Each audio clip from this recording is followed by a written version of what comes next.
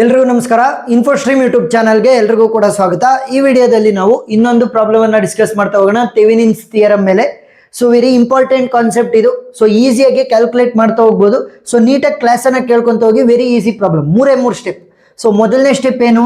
ಮೊದಲನೇ ಸ್ಟೆಪ್ ನಾವು RTH ಅನ್ನ ಕ್ಯಾಲ್ಕುಲೇಟ್ ಮಾಡ್ತಾ ಹೋಗ್ತೀವಿ. RTH ವ್ಯಾಲ್ಯೂ ಸರಿನಾ? ಇಲ್ಲಿ ZTH ಅಂತ ಅಂದ್ರೆ ಏನಾದ್ರೂ ಕೂಡ ನಮಗೆ ಇಂಡಕ್ಟೆನ್ಸ್ ಅಥವಾ ಕೆಪಾಸಿಟೆನ್ಸ್ RLC ಸರ್ಕ್ಯೂಟ್ಸ್ ಬರ್ತಿತ್ತಲ್ಲ, ಆ ತರ ಏನಾದ್ರೂ ಇದ್ದಿದ್ರೆ ZTH ಅಂತ ಕರಿತಾ ಹೋಗ್ತೀವಿ. ಇಲ್ಲ, ಇಲ್ಲಿ ರೆಸಿಸ್ಟರ್ಸ್ ಗಳೇ ಇರೋದ್ರಿಂದ ನಾವು RTH ವ್ಯಾಲ್ಯೂನ ಕ್ಯಾಲ್ಕುಲೇಟ್ ಮಾಡಬೇಕು. ನೆಕ್ಸ್ಟ್ ಏನ್ ಕ್ಯಾಲ್ಕುಲೇಟ್ ಮಾಡಬೇಕು? VTH ವ್ಯಾಲ್ಯೂನ ಕ್ಯಾಲ್ಕುಲೇಟ್ ಮಾಡಬೇಕು. ಸೊ ಆಮೇಲೆ ಏನ್ ಮಾಡ್ಬೇಕಾಗತ್ತೆ? ಥೆವೆನಿನ್ಸ್ ಈಕ್ವಿವೆಲೆಂಟ್ ಸರ್ಕ್ಯೂಟ್ ಅನ್ನ ಬರಿಬೇಕಾಗತ್ತೆ. ಮೂರನೇ ಸ್ಟೆಪ್. ಮೊದಲನೇ ಸ್ಟೆಪ್ RTH, ಎರಡನೇ ಸ್ಟೆಪ್ VTH. ಇದು ಇಂಟರ್ಚೇಂಜ್ ಮಾಡ್ಕೋಬಹುದು, ಏನಾಗಲ್ಲ. ಫಸ್ಟ್ ನೀವು VTH ಅನ್ನ ಕ್ಯಾಲ್ಕುಲೇಟ್ ಮಾಡಿ, ಆಮೇಲೆ RTH ಆದ್ರೂ ಕ್ಯಾಲ್ಕುಲೇಟ್ ಮಾಡಬಹುದು. ಫಸ್ಟ್ RTH ಅನ್ನ ಕ್ಯಾಲ್ಕುಲೇಟ್ ಮಾಡಿ, ಆಮೇಲೆ VTH ಅನ್ನ ಕ್ಯಾಲ್ಕುಲೇಟ್ ಮಾಡಬಹುದು. ಲಾಸ್ಟ್ ಸ್ಟೆಪ್ ಅಲ್ಲಿ ಥೆವೆನಿನ್ ಈಕ್ವಿವೆಲೆಂಟ್ ಸರ್ಕ್ಯೂಟ್ ಅನ್ನ ಬರಿಬೇಕಾಗತ್ತೆ. ಸೊ ಈಗ ನಾವು RTH ಸರ್ಕ್ಯೂಟ್ ಅನ್ನ ಕ್ಯಾಲ್ಕುಲೇಟ್ ಮಾಡ್ತಾ ಹೋಗೋಣ. ಅಂತಂದ್ರೆ RTH ವ್ಯಾಲ್ಯೂನ ಕ್ಯಾಲ್ಕುಲೇಟ್ ಮಾಡ್ತಾ ಹೋಗೋಣ. ಸೊ ಅದು ಕೂಡ ಯಾವ್ದ್ರ ಮಧ್ಯ? A ಮತ್ತೆ B ಪಾಯಿಂಟ್ ಮಧ್ಯ, ಸರಿನಾ? A ಮತ್ತೆ B ಪಾಯಿಂಟ್ ಮಧ್ಯ ಅವ್ರು ಕೊಟ್ಟಿದ್ದಾರೆ ನೋಡಿ. ಈಗ ನಾವು ಕ್ಯಾಲ್ಕುಲೇಟ್ ಮಾಡ್ಬೇಕಾದ್ರೆ RTH ವ್ಯಾಲ್ಯೂನ ಏನ್ ಮಾಡ್ಬೇಕು ಅಂತಂದ್ರೆ, ಔಟ್ಪುಟ್ ಅನ್ನ ಓಪನ್ ಮಾಡ್ಬೇಕು. Output terminals must be open. So output terminals ಇದಾವಲ್ಲ, ಇದನ್ನ ಓಪನ್ ಮಾಡ್ಬೇಕು. ಅಂತಂದ್ರೆ ಈ 10 ಓಮ್ ರೆಸಿಸ್ಟೆನ್ಸ್ ಇದು ಅಷ್ಟನ್ನು ಕೂಡ ತೆಗೆದಾಕಿ ಖಾಲಿ ಬಿಡ್ಬೇಕು ಈ ಒಂದ್ ಜಾಗನ. ಅದರ ಜೊತೆಗೆ and remove the other sources. Other sources ಅಂತಂದ್ರೆ ಕರೆಂಟ್ ಇರ್ಬೋದು ಅಥವಾ ವೋಲ್ಟೇಜ್ ಸೋರ್ಸ್ ಗಳನ್ನ ರಿಮೂವ್ ಮಾಡ್ಬೇಕು. ಏನ್ ಮಾಡ್ಬೇಕು? ಫಸ್ಟ್ ಈ ಟರ್ಮಿನಲ್ A ಮತ್ತೆ B ಮಧ್ಯೆ ಇದೆಯಲ್ಲ, ಅದನ್ನ ತೆಗೆದಾಕ್ಬೇಕು, ಓಪನ್ ಮಾಡ್ಬೇಕು. Next remove the voltage source ಅಥವಾ ಕರೆಂಟ್ ಸೋರ್ಸ್. ವೋಲ್ಟೇಜ್ ಅಥವಾ ಕರೆಂಟ್ ಸೋರ್ಸ್ ಏನಾದ್ರೂ ಕೊಟ್ಟಿದ್ರೆ ರಿಮೂವ್ ಮಾಡ್ಬೇಕು. ಯಾವ ರೀತಿ? ಸಿಂಪಲ್ ನೋಡಿ. ಇಲ್ಲಿ ಕರೆಂಟ್ ಸೋರ್ಸ್ ಏನಾದ್ರೂ ಕೊಟ್ಟಿದ್ರೆ, I ಅಂತಂದ್ರೇನು? Current source. ಕರೆಂಟ್ ಸೋರ್ಸ್ ಏನಾದ್ರೂ ಕೊಟ್ಟಿದ್ರೆ ನಾವು ಓಪನ್ ಸರ್ಕ್ಯೂಟ್ ಮಾಡ್ಬೇಕಾಗತ್ತೆ. ಓಪನ್ ಸರ್ಕ್ಯೂಟ್ ಅಂತಂದ್ರೇನು? ಸಿಂಪಲ್. ಈ ತರ ಒಂದು ಕನೆಕ್ಷನ್ ಐತೆ ಅಂತಂದ್ರೆ ಅದನ್ನ ಓಪನ್ ಮಾಡಿ ಬಿಟ್ಬಿಡ್ಬೇಕು, ಸರಿನಾ? ಈ ತರ ಓಪನ್ ಸರ್ಕ್ಯೂಟ್ ಮಾಡಿ ನಾವು ಖಾಲಿ ಬಿಡ್ಬೇಕಾಗತ್ತೆ. ಅದೇ ಏನಾದ್ರೂ ಕೂಡ ನಮಗೆ ವೋಲ್ಟೇಜ್ ಸೋರ್ಸ್ಗಳಿತ್ತು ಅಂತಂದ್ರೆ ಕ್ಲೋಸ್ಡ್ ಸರ್ಕ್ಯೂಟ್.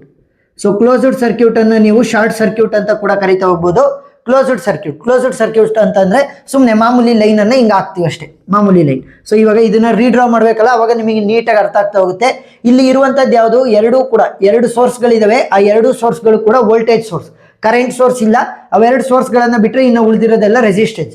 ಸೊ ಈಗ ಏನ್ ಮಾಡಿ ಅಂತಂದ್ರೆ RTH ವ್ಯಾಲ್ಯೂನ ಕ್ಯಾಲ್ಕುಲೇಟ್ ಮಾಡೋಕೆ ಈ ಟರ್ಮಿನಲ್ ಇದೆಯಲ್ಲ A ಮತ್ತೆ B ಮಧ್ಯ, ಅದನ್ನ ರಿಮೂವ್ ಮಾಡ್ರಿ. ಮತ್ತೆ ಇಲ್ಲಿ ವೋಲ್ಟೇಜ್ ಸೋರ್ಸ್ ಗಳಿರೋದ್ರಿಂದ ನಾವು ಕ್ಲೋಸ್ಡ್ ಸರ್ಕ್ಯೂಟ್ ಅಂತಂದ್ರೆ ಸುಮ್ಮನೆ ಲೈನ್ ಅನ್ನ ಬರಿತಾ ಹೋಗಿ. ಸೊ ನೋಡಿ, ಇವಾಗ ನಾನು ಬರಿತಾ ಹೋಗ್ತೀನಿ. 5 ಓಮ್ ರೆಸಿಸ್ಟೆನ್ಸು, ನೆಕ್ಸ್ಟ್ ಇಲ್ಲಿ 8 ಓಮ್ ರೆಸಿಸ್ಟೆನ್ಸು, ನೆಕ್ಸ್ಟ್ ಇಲ್ಲಿ A, ಸರಿನಾ? ನೋಡಿ, ಸುಮ್ಮನೆ ಲೈನ್ ಅನ್ನ ಹಾಕಿದ್ದೀನಿ ಅಷ್ಟೇ. ನೆಕ್ಸ್ಟ್ ಇಲ್ಲಿ 2 ಓಮ್ ರೆಸಿಸ್ಟೆನ್ಸು, ನೆಕ್ಸ್ಟ್ ಇಲ್ಲಿ B ಅಷ್ಟೇ, ಸರಿನಾ? ಏನ್ ಮಾಡಿದ್ವಿ? A ಮತ್ತೆ B ಟರ್ಮಿನಲ್ ಅಲ್ಲಿ ಇದ್ದಂಥದ್ದನ್ನ ತೆಗೆದಾಕದೆ ಓಪನ್ ಮಾಡಾಕಿದ್ದೀನಿ. ಆಮೇಲೆ ಏನ್ ಮಾಡಿದೀನಿ? ವೋಲ್ಟೇಜ್ ಸೋರ್ಸ್ಗಳಾಗಿದ್ರಿಂದ ಕ್ಲೋಸ್ಡ್ ಸರ್ಕ್ಯೂಟ್ ಅಂತಂದ್ರೆ ಸುಮ್ಮನೆ ಲೈನ್ ಅನ್ನ ಹಾಕಿದ್ದೀನಿ. ಈಗ ನಾನು ಏನ್ ಮಾಡ್ತೀನಿ ಅಂತಂದ್ರೆ, ಇಲ್ಲಿ RTH ವ್ಯಾಲ್ಯೂನ ಕ್ಯಾಲ್ಕುಲೇಟ್ ಮಾಡ್ಬೇಕಲ್ವಾ? ಇಲ್ಲಿ ಇದರ ಅಕ್ರಾಸ್ ಇರುವಂತ A ಮತ್ತೆ B ಅಕ್ರಾಸ್ ಇರುವಂತಹ RTH ವ್ಯಾಲ್ಯೂನ ಕ್ಯಾಲ್ಕುಲೇಟ್ ಮಾಡ್ಬೇಕು. ಯಾವ ರೀತಿ? ಸಿಂಪಲ್. ಇವೆರಡು ಕೂಡ ಪ್ಯಾರಲಲ್ ಆಗಿದಾವೆ. ಇವೆರಡರದು ಕೂಡ ಮರ್ಜೆಡ್ ಅಂತಂದ್ರೆ ಈಕ್ವಲೆಂಟ್ ವ್ಯಾಲ್ಯೂನ ಕಂಡುಹಿಡಿಯೋಣ ಫಸ್ಟ್. ಸೊ ಇವಾಗ ಇವರಿಬ್ರು ಕೂಡ ಪ್ಯಾರಲಲ್ ಆಗಿದ್ದಾರೆ ಅಂತಂದ್ರೆ, ನಾನು ಪ್ರೀವಿಯಸ್ ವಿಡಿಯೋಗಳಲ್ಲಿ ಸೀರೀಸ್ ಮತ್ತೆ ಪ್ಯಾರಲಲ್ ರೆಸಿಸ್ಟೆನ್ಸ್ ಅಲ್ಲಿ ನಾನು ಡಿಸ್ಕಸ್ ಮಾಡಿದ್ದೆ. ಏನಾದ್ರೂ ಎರಡು ಪ್ಯಾರಲಲ್ ರೆಸಿಸ್ಟೆನ್ಸ್ ಗಳಿದ್ರೆ ನಾವು ಅವುಗಳ ಈಕ್ವಲೆಂಟ್ ವ್ಯಾಲ್ಯೂನ ಈಸಿಯಾಗಿ ಕ್ಯಾಲ್ಕುಲೇಟ್ ಮಾಡ್ಬೋದು. ಯಾವ ರೀತಿ? R1 into R2 whole divided by R1 plus R2, ಸರಿನಾ? ಏನಾದ್ರೂ ಎರಡು ರೆಸಿಸ್ಟರ್ಗಳು ಪ್ಯಾರಲಲ್ ಆಗಿದಾವೆ ಅಂತಂದ್ರೆ ಅವುಗಳ ಈಕ್ವಲೆಂಟ್ ರೆಸಿಸ್ಟೆನ್ಸ್ ಅನ್ನ ಯಾವ ರೀತಿ ಕ್ಯಾಲ್ಕುಲೇಟ್ ಮಾಡಬಹುದು? R1 into R2 whole divided by R1 plus R2. So let us take 5 as the R1, 2 as the R2, ಯಾವ್ದಾದ್ರೂ ತಗೋಬಹುದು ನೀವು. So 5 into 2 whole divided by 5 plus 2. So value ಏನಂತೆ? 5 2s are 10 whole divided by 5 plus 2 ಅಂತಂದ್ರೆ 7. So calculator use ಮಾಡೋಣ. 10 divided by 7. So value ಎಷ್ಟಾಗುತ್ತೆ? 1.42, ಸರಿನಾ? 1.428 ohm. So ನನಗೆ equivalent resistance ಎಷ್ಟು ಬಂತು? ಇದು ಅಷ್ಟರದ್ದು ಕೂಡ 1.428 ಓಮ್. ಸೊ ಇದನ್ನ ನಾನು ರೀರೈಟ್ ಮಾಡ್ಬೋದು. ಯಾವ ರೀತಿ? ಸೊ ಇವೆರಡನ್ನೂ ಕೂಡ ಸೇರಿಸಿ ಈ ತರ ನಾನು ಡಾಟೆಡ್ ಲೈನ್ ಅನ್ನ ಹಾಕಿರ್ತೀನಿ. ನೀವು ಅದನ್ನ ಡಾಟೆಡ್ ಲೈನ್ ಏನು ಹಾಕ್ಬೇಡ್ರಿ. ಸೊ ಅರ್ಥ ಆಗ್ಲಿ ಅಂತ ಅಷ್ಟೇ. ಲಾಸ್ಟ್ ಅಲ್ಲಿ ಸ್ಕ್ರೀನ್ ಶಾಟ್ ತಕೊಂಡಾಗ ನೀಟಾಗಿ ಅರ್ಥ ಆಗ್ಬೇಕು. ಸೊ ಈ 8 ಓಮ್ ಹಂಗೆ ಇರಲಿ. So this is A, next this is B. So ಇದ್ರದ್ದು ವ್ಯಾಲ್ಯೂ ಏನು ಬಂದಿದೆ ನಮಗೆ 1.428 ಓಮ್ ಅಂತ ಬಂದಿದೆ. ಈಗ ಈ 8 ಓಮ್ ಮತ್ತೆ 1.428 ಓಮ್ ಎರಡು ಕೂಡ ಏನಾಗಿದ್ದಾವೆ, ಸೀರೀಸ್ ಇದಾವೆ.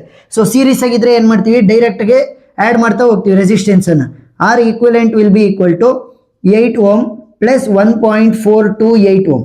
ಸೊ ವ್ಯಾಲ್ಯೂ ಎಷ್ಟಾಗುತ್ತೆ, 9.428 ಓಮ್. ಸೊ ಈಗ ನನಗೆ total resistance across A B which is equal to R T H. So R T H value ಏನಾಯಿತು ನನಗೆ, R T H value is equal to 9.428 ohm. So ಈಗ ನಾನು R T H ವ್ಯಾಲ್ಯೂನ calculate ಮಾಡಿದ್ದೀನಿ which is equal to 9.428 ohm. So ಈಗ next ಏನು ಮಾಡೋಣ, V T H ವ್ಯಾಲ್ಯೂನ ಕ್ಯಾಲ್ಕುಲೇಟ್ ಮಾಡ್ತಾ ಹೋಗೋಣ. ಸೊ ಇಲ್ಲಿ ಪಾರ್ಟಿಷನ್ ಅನ್ನು ಮಾಡ್ಕೊತಾ ಹೋಗ್ತೀನಿ. ಈಗ ವಿ ಟಿ ಎಚ್ ವ್ಯಾಲ್ಯೂನ ಇಲ್ಲಿ ಫೈಂಡ್ ಔಟ್ ಮಾಡ್ತಾ ಹೋಗೋಣ. V T H value, so V T H value ಅಂತ ಬಂದಾಗ ನಾವೇನ್ ಮಾಡಬೇಕು ಅಂತ ಅಂದ್ರೆ, ನೋಡಿ ಇಲ್ಲಿ ಈ ಓಪನ್ ಟರ್ಮಿನಲ್ ಮಾಡಿದ್ವಲ್ಲ, ಇದನ್ನ ತೆಗೆದಾಕಿದ್ವಲ್ಲ, ಅದೊಂದನ್ನ ಮಾತ್ರ ತೆಗೆದಾಕ್ಬೇಕು, ಸರಿನಾ? ಇದೊಂದನ್ನ ಮಾತ್ರ ತೆಗೆದಾಕ್ಬೇಕು, ಇನ್ನ ಉಳಿದಿರೋದೆಲ್ಲ ಆಸ್ ಇಟ್ ಈಸ್ ಬರ್ಕೊಳ್ಳಿ, ಸರಿನಾ? ಇದೊಂದನ್ನ ತೆಗೆದಾಕ್ಬೇಕು, ಇನ್ನ ಉಳಿದಿರೋದನ್ನೆಲ್ಲ ಆಸ್ ಇಟ್ ಈಸ್ ಬರ್ಕೊಳ್ಳಿ. ಸೊ ಏನಾಗುತ್ತೆ ವ್ಯಾಲ್ಯೂ, ಇದು ಪ್ಲಸ್ ಮೈನಸ್ 5 ಓಮ್. ನೆಕ್ಸ್ಟ್ ಇಲ್ಲಿ ಬಂದರೆ 8 ಓಮ್ ರೆಸಿಸ್ಟೆನ್ಸ್ ಇದೆ. ನೆಕ್ಸ್ಟ್ ಇಲ್ಲಿ 2 ಓಮ್ ರೆಸಿಸ್ಟೆನ್ಸು. ನೆಕ್ಸ್ಟ್ ಇಲ್ಲಿ 12 ವೋಲ್ಟ್ಸು ಪ್ಲಸ್ಸು ಮೈನಸ್ಸು. ನೆಕ್ಸ್ಟ್ ಇದು ಎ, ನೆಕ್ಸ್ಟ್ ಇದು ಬಿ, ಇದು 20 ವೋಲ್ಟ್ಸ್. ಈಗ ಇದರ ಅಕ್ರಾಸ್ ಇರುವಂಥ ವಿ ಟಿ ಎಚ್ ವ್ಯಾಲ್ಯೂನ ಯಾವ ರೀತಿ ಕಂಡುಹಿಡಿಯೋದು, ವೆರಿ ಸಿಂಪಲ್. ಇಲ್ಲಿ 12 ವೋಲ್ಟ್ಸ್ ಇದೆಯಲ್ಲ, ಈ 12 ವೋಲ್ಟ್ಸ್ ಮೈನಸ್ ಈ 2 ಓಮ್ ರೆಸಿಸ್ಟೆನ್ಸ್ ಅಕ್ರಾಸ್ ಇರುವಂಥ ವೋಲ್ಟೇಜ್ ಅನ್ನ ನಾವು ಸಬ್ಸ್ಟ್ರಾಕ್ಟ್ ಮಾಡಬೇಕು, ಗೊತ್ತಾಯ್ತಾ? ಏನೋ ಈ 12 ವೋಲ್ಟ್ಸ್ ಮೈನಸ್ ಈ ಒಂದು 2 ಓಮ್ ರೆಸಿಸ್ಟೆನ್ಸ್ ಹತ್ರ ಇರುವಂಥ ಅಕ್ರಾಸ್ ಇರುವಂಥ ವೋಲ್ಟೇಜ್ ಅನ್ನ ಸಬ್ಸ್ಟ್ರಾಕ್ಟ್ ಮಾಡಬೇಕಾಗುತ್ತೆ. ಯಾಕಂದ್ರೆ ಈ ವಿ ಟಿ ಎಚ್ ಮೇನ್ ಆಗಿ ಆಕ್ಟ್ ಆಗೋದು ಇದ್ರ ಮೇಲೇನೆ. ಸೊ ಇವಾಗ ಯಾವ ರೀತಿ ಕ್ಯಾಲ್ಕುಲೇಟ್ ಮಾಡೋದು, ವೆರಿ ಸಿಂಪಲ್. ನೋಡಿ ಇಲ್ಲಿ ಏನ್ ಮಾಡಬೇಕು ಅಂತಂದ್ರೆ, ನಾವು ಈ ಒಂದು ಲೂಪ್ ತರ ಇದೆ ಅಲ್ವಾ, ಸೊ ಈ ಒಂದು ಲೂಪ್ಗೆ ನಾವು ಕೆ ವಿ ಎಲ್ ಅನ್ನ ಅಪ್ಲೈ ಮಾಡಬೇಕು. ಸೊ ಕೆ ವಿ ಎಲ್ ಅನ್ನ ಅಪ್ಲೈ ಮಾಡಿದಾಗ ಈ ಒಂದು ಲೂಪ್ ಅಲ್ಲಿ ಹರಿತಾ ಇರುವಂತ ಕರೆಂಟ್ ಗೊತ್ತಾಗುತ್ತೆ. ಸೊ ಇಲ್ಲಿ ಹರಿತಿರುವಂತ ಕರೆಂಟ್ ಗೊತ್ತಾಗುತ್ತಲ್ವಾ, 2 ಓಮ್ ಅಂತ. ಸೊ ಕರೆಂಟ್ ಗೊತ್ತಾಯ್ತು, ರೆಸಿಸ್ಟೆನ್ಸ್ ಗೊತ್ತಾಯ್ತು ಅಂತಂದ್ರೆ ವೋಲ್ಟೇಜ್ ಅನ್ನ ಈಸಿಯಾಗಿ ಕ್ಯಾಲ್ಕುಲೇಟ್ ಮಾಡಬಹುದು. ಸೊ ಕೆ ವಿ ಎಲ್ ಅನ್ನ ಅಪ್ಲೈ ಮಾಡಿ, K V L to the loop, apply ಅಂತ ಬರೀರಿ, apply K V L to loop. So ಲೂಪಿಗೆ ಕೆ ವಿ ಎಲ್ ಅನ್ನ ಅಪ್ಲೈ ಮಾಡಿದ್ರೆ ಒಂದು ಮೇಜರ್ ಆಗಿ ನೀವು ಗೊತ್ತಿರಬೇಕು, ಕೆ ವಿ ಎಲ್ ಅನ್ನ ಅಪ್ಲೈ ಮಾಡ್ಬೇಕಾದ್ರೆ ಏನಾದ್ರೂ ವೋಲ್ಟೇಜ್ ಸೋರ್ಸ್ ಮುಖಾಂತರ ಕರೆಂಟ್ ನೆಗೆಟಿವ್ ಇಂದ ಎಂಟರ್ ಆಗ್ತಾ ಇದ್ರೆ, ನೋಡಿ ಇಲ್ಲಿ ಕ್ಲಾಕ್ ವೈಸ್ ತಗೊಂಡಿರ್ತೀವಿ ಯಾವತ್ತಿದ್ರು ಕೂಡ ಅದರ ರೊಟೇಷನ್ ಅನ್ನ. ಸೊ ಕ್ಲಾಕ್ ವೈಸ್ ತಗೊಂಡಾಗ ಕರೆಂಟ್ದು ಈ ತರ ನೋಡಿ ನೆಗೆಟಿವ್ ಇಂದ ಎಂಟರ್ ಆಗ್ತಾ ಇದೆ ಅಂತಂದ್ರೆ ಏನಂತ ತಗೋಬೇಕು, ಮೈನಸ್ ಅಂತ ತಗೋಬೇಕು, -20. ಕೆ ವಿ ಎಲ್ ಏನ್ ಹೇಳೋದು, Kirchhoff voltage law, voltage perspective ಅಲ್ಲೇ ನಮ್ಮ ಆನ್ಸರ್ಗಳು ಈಕ್ವೇಶನ್ಸ್ ಇರಬೇಕು. ಸೊ -20. ನೆಕ್ಸ್ಟ್ ಇಲ್ಲಿ ನೋಡಿದ್ರೆ 2 ಓಮ್ ರೆಸಿಸ್ಟೆನ್ಸ್ ಇದೆ. ಸೊ ಏನಂತ ಬರೀಬಹುದು, ರೆಸಿಸ್ಟೆನ್ಸ್ ಆಗಿದ್ರೆ ಡೈರೆಕ್ಟ್ಗೆ ಪ್ಲಸ್ ಅಷ್ಟೇ. ವೋಲ್ಟೇಜ್ ಮಾತ್ರ ಡಿಪೆಂಡ್ ಆಗುತ್ತೆ, ಕರೆಂಟ್ ಹೆಂಗ್ ಎಂಟರ್ ಆಗುತ್ತೆ. ಪ್ಲಸ್ ಇಂದ ಎಂಟರ್ ಆದ್ರೆ +20 ಅಂತಿದ್ದೆ, ಇಲ್ಲಿ ಮೈನಸ್ ಆಗಿ ಎಂಟರ್ ಆಗಿರೋದ್ರಿಂದ -20. ವೋಲ್ಟೇಜ್ಗೆ ಮಾತ್ರ, ರೆಸಿಸ್ಟೆನ್ಸ್ ಯಾವತ್ತಿದ್ರು ಕೂಡ ಪ್ಲಸ್ ಇಂದನೇ. ಸೊ ರೆಸಿಸ್ಟೆನ್ಸ್ ಅನ್ನ ಬರಿಬೇಕಾದ್ರೆ ನೋಡಿ ಇಲ್ಲಿ ವಿ ಫಾರ್ಮೆಟ್ ಅಲ್ಲಿ ಬರಿಬೇಕು ಅಂದ್ರೆ, so V is equal to I R ಅಲ್ವಾ. ಈಗ ರೆಸಿಸ್ಟೆನ್ಸ್ ಇತ್ತೆ ಅಂತಂದ್ರೆ ನಾನು ವೋಲ್ಟೇಜ್ ಫಾರ್ಮೆಟ್ ಅಲ್ಲಿ ಈ ಒಂದು ಈಕ್ವೇಶನ್ ಅಲ್ಲಿ ಬರಿಬೇಕು. ಸೊ ಅದಕ್ಕೋಸ್ಕರ ಏನ್ ಮಾಡ್ತೀವಿ, ಐ ಇಂಟು ಆರ್ ಅಂತಂದ್ರೆ ಈ ಒಂದು ರೆಸಿಸ್ಟೆನ್ಸ್ ಮತ್ತೆ ಅದರ ಮುಖಾಂತರ ಹೋಗ್ತಾ ಇರುವಂತ ಕರೆಂಟ್ ಯಾವುದು ಅಂತ ಬರಿತೀವಿ. ರೆಸಿಸ್ಟೆನ್ಸ್ ಎಷ್ಟಿದೆ, 2 ಇಂಟು ಈ ಒಂದು ರೆಸಿಸ್ಟರ್ ಮುಖಾಂತರ ಯಾವ ಕರೆಂಟ್ ಹೋಗುತ್ತೆ, ಕರೆಂಟ್ ಐ ಹೋಗುತ್ತೆ, ಸರಿನಾ, ಕರೆಂಟ್ ಐ. ನೆಕ್ಸ್ಟ್ ಈ ತರ ಬಂತು, ಇನ್ನೊಂದು ಇದೆ ಇಲ್ಲಿ ರೆಸಿಸ್ಟೆನ್ಸ್. ಸೊ ಎಷ್ಟು, 5 ಇಂಟು ಐ, ಕರೆಂಟ್ ಐ ಅಲ್ವಾ ಫ್ಲೋ ಆಗೋದು ಈ ಒಂದು 5 ಓಮ್ ರೆಸಿಸ್ಟೆನ್ಸ್ ಮುಖಾಂತರ, which will be equal to 0. ಈಗ -20ನ ಆ ಕಡೆ ಕಳಿಸ್ತೀನಿ.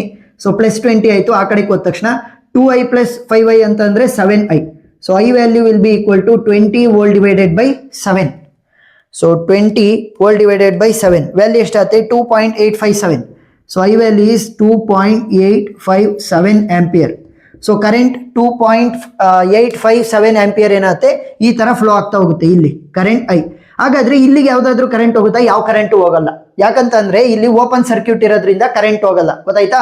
ಇಲ್ಲಿ ಏನ್ ಕರೆಂಟ್ ಬರ್ತಾ ಹೋಗುತ್ತೆ, ಇಲ್ಲಿ ಆ ಹಿಂಗ್ ಬಂದಿದ್ದು ಇಲ್ಲೇ ಫುಲ್ ಕರೆಂಟ್ ಹೋಗುತ್ತೆ ಹೊರತು ಯಾವುದೇ ಕಾರಣಕ್ಕೂ ಸ್ಪ್ಲಿಟ್ ಆಗಿ ಸ್ವಲ್ಪನೂ ಕೂಡ ಆ ಕಡೆ ಹೋಗಲ್ಲ. ಯಾಕಂತಂದ್ರೆ ಇಲ್ಲಿ ನಮಗೆ ಓಪನ್ ಸರ್ಕ್ಯೂಟ್ ಇದೆ, ಸೊ ಕರೆಂಟ್ ಯಾವುದೇ ಕಾರಣಕ್ಕೂ ಫ್ಲೋ ಆಗೋದಕ್ಕೆ ಆಗಲ್ಲ. ಸೊ ಇವಾಗ ಇಲ್ಲಿರುವಂತ ವೋಲ್ಟೇಜ್ ಅನ್ನ ಯಾವ ರೀತಿ ಕಂಡುಹಿಡಿತೀರಾ, ಐ ವ್ಯಾಲ್ಯೂ ಆಲ್ರೆಡಿ ಗೊತ್ತಿದೆ 2.857 ಅಂತ, 2 ಓಮ್ ರೆಸಿಸ್ಟೆನ್ಸ್ ಇದೆ. So V is equal to I R ಅನ್ನ ಯೂಸ್ ಮಾಡಿ. So V is equal to I value ಏನ್ ಬಂತು, 2.857 ಇಂಟು ರೆಸಿಸ್ಟೆನ್ಸ್ ಎಷ್ಟಿರೋದು ಇಲ್ಲಿ 2 ಓಮ್ ರೆಸಿಸ್ಟೆನ್ಸ್. ಸೊ ಮಲ್ಟಿಪ್ಲೈ ಮಾಡ್ತಾ ಹೋಗಿ, 2.857 into 2. So value will B 5.714. So value will B 5.714 volts.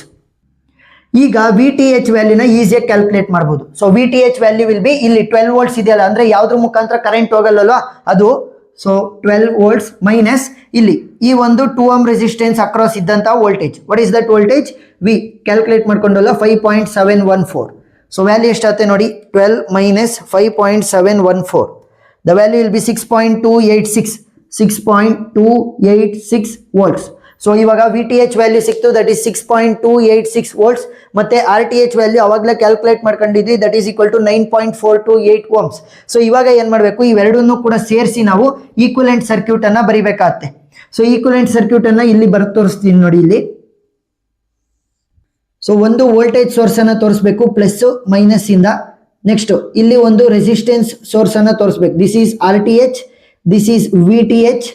Next ಇಲ್ಲಿ ನೀವು ನೋಡಿದ್ರೆ ಇಲ್ಲಿ 10 ohm ರೆಸಿಸ್ಟೆನ್ಸ್ ಅನ್ನ ಕೊಟ್ಟಿದ್ರಲ್ಲ, ಆ 10 ohm ರೆಸಿಸ್ಟೆನ್ಸ್ ಅನ್ನು ಕೂಡ ನಾವು ಇವಾಗ ತೋರಿಸ್ಬೇಕಾಗತ್ತೆ. So this is the Thevenin's equivalent circuit ಅಂತ ಗೊತ್ತಾಯ್ತಾ. 10 ohm resistance which is the load resistance ಅಂತ ಕೂಡ ಕರಿತಾ ಹೋಗ್ಬೋದು, ಸರಿನಾ. This is the load resistance, R T H value, V T H value ಇಷ್ಟನ್ನ ತೋರಿಸಿದ್ರೆ ನಮಗೆ ಏನಂತ ಕರಿತೀವಿ, ಇದನ್ನ ಥೆವೆನಿನ್ಸ್ ಈಕ್ವಲೆಂಟ್ ಸರ್ಕ್ಯೂಟ್ ಅಂತ ಕರಿತೀವಿ. ಆದ್ರೆ ಅವ್ರ ಕ್ವಶನ್ ಅಲ್ಲಿ ಇನ್ನೊಂದು ಕ್ವಶನ್ ಕೇಳಿದ್ದಾರೆ, ಏನು ಕರೆಂಟ್ ಥ್ರೂ 10 ohm ರೆಸಿಸ್ಟೆನ್ಸ್. ಈ ಕರೆಂಟ್ ಏನ್ ಫ್ಲೋ ಆಗುತ್ತೆ ಈ ಒಂದು 10 ohm ರೆಸಿಸ್ಟೆನ್ಸ್ ಮುಖಾಂತರ, ಅದಕ್ಕೆ ಸಪರೇಟ್ ಫಾರ್ಮುಲಾ ಇದೆ. ಆ ಫಾರ್ಮುಲಾ ಏನು ಅಂತಂದ್ರೆ I will be equal to V T H volt divided by Z T H plus Z L ಅಂತ ಇರುತ್ತೆ. ಏನಾದ್ರೂ ಕೂಡ ನಮಗೆ ಇಂಡಕ್ಟೆನ್ಸ್, ಕೆಪಾಸಿಟೆನ್ಸ್ ಆ ತರ ಪ್ರಾಬ್ಲಮ್ ಕೊಟ್ರೆ, ಇಲ್ಲಿ ನಮಗೆ ರೆಸಿಸ್ಟೆನ್ಸೇ ಮೇನ್ ಆಗಿರೋದ್ರಿಂದ ಏನಂತ ಬರಿಬಹುದು, R T H plus R L ಅಂತ ಬರಿತಾ ಹೋಗ್ತೀವಿ, ಸರಿನಾ. ವಿ ಟಿ ಎಚ್ ವ್ಯಾಲ್ಯೂ ಏನ್ ಬಂತು ನನಗೆ 6.286 volt divided by R T H value ಏನ್ ಬಂದಿದೆ ನನಗೆ 9.428 ಪ್ಲಸ್ ಆರ್ ಎಲ್ ಅಂತಂದ್ರೆ ಲೋಡ್ ರೆಸಿಸ್ಟೆನ್ಸ್ ವ್ಯಾಲ್ಯೂ ಎಷ್ಟು ಕೊಟ್ಟಿದ್ದಾರೆ, 10 ohm ಅಂತ ಕೊಟ್ಟಿದ್ದಾರೆ. ಸೊ ಇವಾಗ 10 ಪ್ಲಸ್ 9.428 ಅಂತಂದ್ರೆ 19.428. ಸೊ ವ್ಯಾಲ್ಯೂ ಎಷ್ಟಾಗುತ್ತೆ 6.286 volt divided by 19.428. So value ಎಷ್ಟು ಬರುತ್ತೆ 0.323 ಸಾಕು. 0.32 ಆಂಪಿಯರ್ ಅಂತ ಬರೀರಿ ಸಾಕು, ಸರಿನಾ. ಆಂಪಿಯರ್ ಅಲ್ವಾ ಎಸ್ ಐ ಯೂನಿಟ್ ಕರೆಂಟ್ಗೆ, ಸೊ ಆಂಪಿಯರ್ ಅನ್ನ ಬರೀಬೇಕು. ಸೊ ಫಸ್ಟ್ ಏನ್ ಮಾಡಬೇಕು, R T H value calculate ಮಾಡ್ಕೊಂಡು ವಿ ಟಿ ಎಚ್ ವ್ಯಾಲ್ಯೂನ ಕ್ಯಾಲ್ಕುಲೇಟ್ ಮಾಡ್ಕೊಂಡು ನಾವು ಈ ಒಂದು ಥೆವೆನಿನ್ಸ್ ಈಕ್ವಲೆಂಟ್ ಸರ್ಕ್ಯೂಟ್ ಅನ್ನ ಬರೆದು ಕರೆಂಟ್ ವ್ಯಾಲ್ಯೂನ ಕಂಡುಹಿಡಬೇಕು. ಅದೇ ಒಂದು ಫಾರ್ಮುಲಾ ಆಗಿರುತ್ತೆ. ಸೊ ಒಂದ್ 2-3 ಪ್ರಾಬ್ಲಮ್ ಅನ್ನ ನೀವು ಸಾಲ್ವ್ ಮಾಡಬೇಕಾಗುತ್ತೆ ಕರೆಕ್ಟ್ ಆಗಿ ನಿಮ್ಗೆ ಅರ್ಥ ಆಗ್ಬೇಕು ಅಂತಂದ್ರೆ ಈ ಒಂದು ಕಾನ್ಸೆಪ್ಟ್. ಸೊ ಎಕ್ಸ್ಟ್ರಾ ಪ್ರಾಬ್ಲಮ್ಗಳ ವಿಡಿಯೋ ಲಿಂಕ್ ಅನ್ನ ನಾನು ಡಿಸ್ಕ್ರಿಪ್ಷನ್ ಅಲ್ಲಿ ಕೊಟ್ಟಿರ್ತೀನಿ, ನೀವು ನೋಡಬಹುದು. ವಿಡಿಯೋ ಇಷ್ಟ ಆಗಿದ್ರೆ ಸಬ್ಸ್ಕ್ರೈಬ್ ಆಗೋದನ್ನ ಮರಿಬೇಡಿ. Thank you for watching.